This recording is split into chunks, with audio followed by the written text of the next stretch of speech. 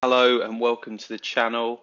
Today I want to talk about four of the most important online arbitrage mistakes that I've made, and hopefully this can help new sellers avoid these crucial mistakes that I've made along the way.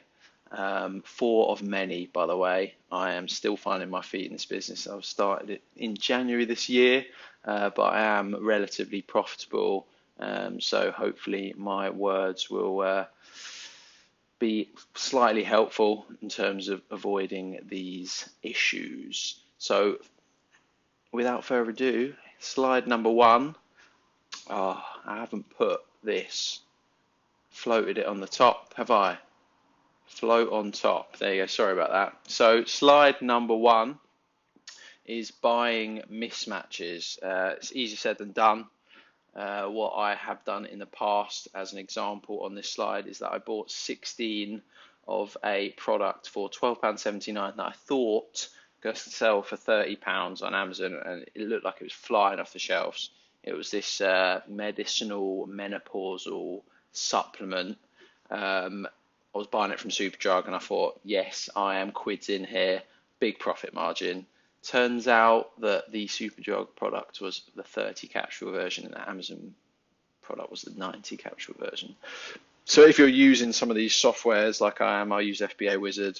It's quite easy to kind of just rush through things and make these mistakes. I ended up with quite a hefty loss on that. So try to avoid that. Bullet point number two, I've said, even if you can send them back, because basically Superdrug didn't let me take that particular product back because it was medicinal. So they couldn't guarantee whether it was been used or not, even though it was brand new and I'd just been in the shop. But alas. But yeah, even if you can take your products back, that's like money tied up with the person who sold it to you, and you've got to send it back, wait for the refund, which might take an extra few days. So it's just time and effort, and it's just not going to help you along the way as well as if you just first time around made a better decision or took a bit more time over it rather than buying the wrong product. And I've also put that some retailers might not even let you take some products back. I know Boots, certain higher ticket items over 50 quid, they just actually won't do returns. It's kind of unfair, but you've just got to be aware of that. So the caveat on this slide is be patient, take your time when deal sourcing. Don't rush into things, even if you've not got much time. There's no excuses really, is there, for making those sort of mistakes. So obviously it's going to happen, but just try to limit it. And if it does happen, don't do it again. Slide number two is I was always scared to take a loss in the first few months, and even up to quite recently. Back to the example in the first slide, those 16 products I bought, because I was so gutted that I bought them and couldn't take them back. I didn't want to take that £6 loss per one because I would have lost about 80, 90 quid. So I basically just left them in my inventory, hoping that Amazon would sell out at some point. But obviously that's the sort of product they've got thousands of, so they're never going to sell out. So I was, you can see on the slide, I was petrified of taking a loss. But eventually I did, and it meant that it freed up 70, 80 quid for me to actually spend on more profitable products. I thought I'd just show a little example, because people like examples, don't they? Say if you buy a £20 product in January or something, seller comes in, massively undercuts you, you're definitely not going to sell that product unless you make a loss. So you match him, you make a £6 loss, you're left with £14. Yeah, it's annoying, whatever, take the hit. But then if you find a product with 30% ROI, which is pretty conservative, and you find that end of January, you buy it, you send it into Amazon, and then you sell that 3 times between January and May, and by May you got £30.76. So that's much better than just having £20 of stock that you're hoping Amazon might sell out, or you might flukily sell like on the EU market. And then obviously if you times that example by 10, 20, 100, then it's much better to have an extra 100, 200,000 pound in the bank than just sitting on stock. And also when you're sitting on stock, you're not learning anything.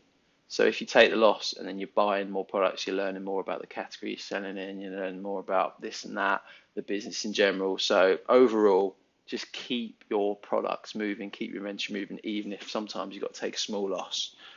It's worth it, okay? So slide number 3 is not repricing intelligently. I must have spent so many hours using the Amazon's free repricer before I realised that it's just a much better time saver to just spend a bit of money and get an automatic repricer, because it just does that job for you automatically, saves so much time, frees you up to then find better products and not focus on pricing your current stuff. I use Alpha Repricer, which I think is one of the cheapest in the market. It's really good. I might do like a YouTube review on it at some point, but all the other ones do like 14-day trials. So you could do 6 or 7 of those and just do free trials for half a month, and you've got 3.5 months minimum free, and then you can just choose the one that you like the most. Some of them are really expensive, so I don't know, you just got to shop around, Google, compare them, but Alpha Repricer I recommend. So as I've said, it's massive time save, pretty cheap for what you get, like $50 a month, and I get to reprice across all of the EU marketplaces. So I think that's $50 for hours. So per hour I've saved, that's just like, it's gold, in my opinion. The only thing I would say about these reprices is you shouldn't let them do your books unless you keep it in a quite a tight spread, but people can ask me about that if they actually care. But yeah, because you don't want to be matching Amazon with the buy box on new books, and also apparently reprices can't match the FBA offer. They'll go down to the like merchant fulfill one because they're not very good at, they're not intelligent enough. But yeah, so just, apart from books, get a repricer. Books do themselves, but overall the caveat there is just make sure you're getting your repricing, because it's so important. And it also gives you an interface to easily see where the buy box is and like how close you are to it, which might be, it's a bit more time consuming if you're doing it manually.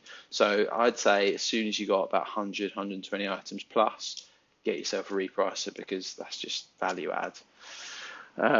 Final slide. What have we got? Neglecting important business issues. So I found that because I'm new to business, I don't really know anything about it. I had a full-time job.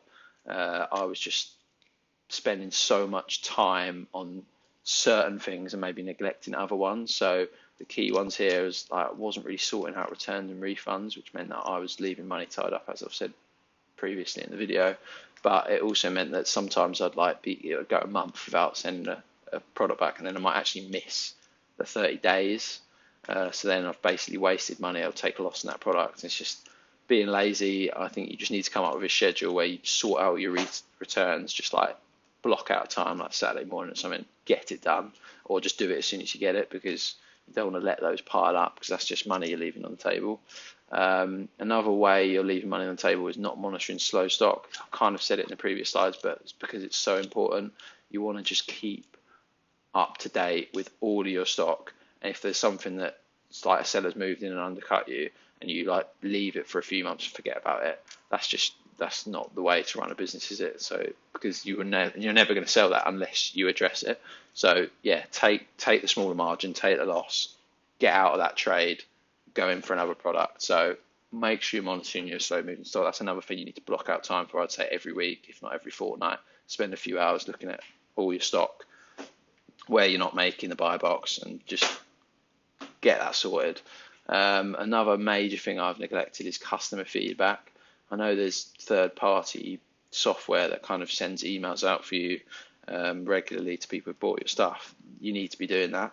I haven't done it yet, and that's just terrible, because I'm such a small seller. I've only got about 21 reviews, and I've sold like hundreds of products, which means that I'm just leaving so much good feedback on the table. If I just get one star, that's taking my feedback rating down so much. And that's one, bad, because customers aren't going to buy from you if you've got really shit feedback. Secondly, Amazon do not care for you if you're not getting good feedback, because they're all about customer satisfaction, aren't they? So to be honest, get some sort of pay for it, get third party, or email them manually, email some of your customers manually. You got to do something about that, because it's so crucial, and I've just completely not dealt with it.